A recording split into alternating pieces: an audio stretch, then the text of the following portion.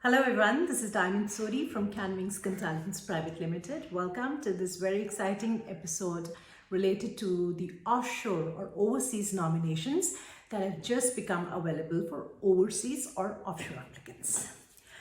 This morning, that is 12th of January 2022, the ACT Canberra has made the nominations open to overseas applicants. They have listed around 160 occupations, in fact more than 160 occupations, people with positive skills assessments for occupations on Canberra's critical skills list can now lodge their expression of interest. Out of the 160 plus occupations, some of the interesting occupations I have identified are IT occupations, which are many, in fact, many IT occupations are there. There are some managers such as facilities managers, customer service managers, and so on. There are university lecturers, there are accountants, there are graphic designers, there are illustrators.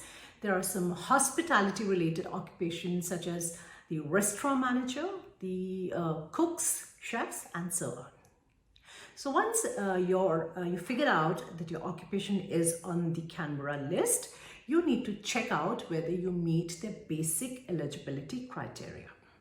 The basic eligibility criteria is in terms of the English proficiency and the minimum work experience.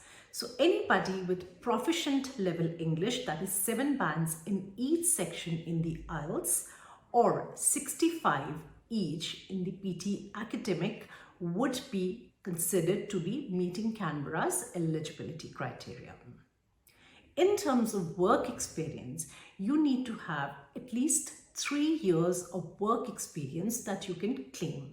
Now, these 3 years of work experience must be clearly stated in your skills assessment outcome letter. The work experience that you can claim after your deemed date or after the date on which you were considered to be skilled is considered to be the work experience that you can claim towards work experience for immigration purposes. If somebody with work experience less than 3 years obviously will not meet the basic eligibility criteria.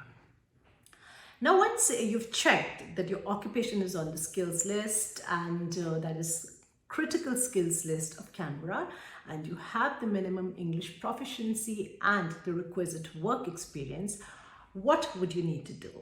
You would then need to fill out the Canberra matrix. Now, a Canberra matrix is a tool that Canberra refers to for ranking the applicants.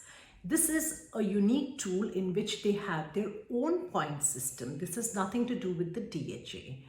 In this Canberra matrix, you can score up to 185 points. But of course, a higher score can be obtained only by the person or applicant who seems to be ticking a yes on almost all the questions. So there will be questions in the matrix such as whether you have ever studied in Canberra, whether you have any relatives living there, whether you worked there, and so on. And of course, there'll also be questions related to offshore applicants, such as whether your occupation is on the Canberra critical list, whether you have, what qualification do you have? Is it a bachelor's degree? Is it a master's degree? Is your spouse skilled?